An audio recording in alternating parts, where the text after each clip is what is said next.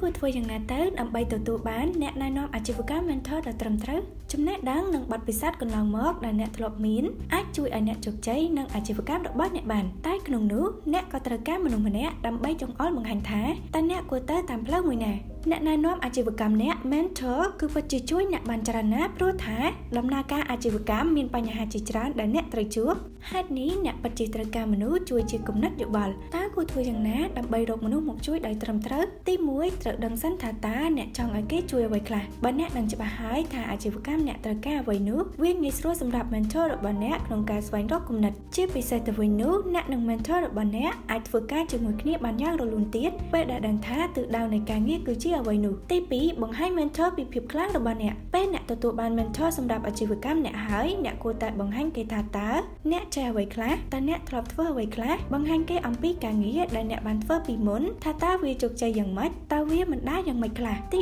3ស្វែងរក mentor ដែលអ្នកអាចទុកចិត្តបានប្រកាសណាស់អ្នកមិនអាចរកមនុស្សដែលមិនស្គាល់ជីវប្រវត្តិនិងមិនដឹងពីសាវតារបស់គេពីមុនមកធ្វើជា mentor របស់អ្នកទេពេលខ្លះគេអាចផ្ដល់គំនិតអាជីវកម្មអ្នកឲ្យដើរទៅផ្លូវខុសក៏ថាបានហេតុនេះដើម្បីជៀសវាងកំហុសអ្នកអាចស្វែងរក mentor ដែលជាមនុស្សស្គាល់គ្នាគួបផ្សំនឹងចំណេះដឹងព្រមទាំងបទពិសោធន៍ដ៏ល្អរបស់ពួកគេគឺល្អគ្រប់គ្រាន់ហើយសូមចុច like share និង subscribe page channel របស់យើងខ្ញុំដើម្បីទទួលបានខ្លឹមសារអប់រំបន្ថែមទៀត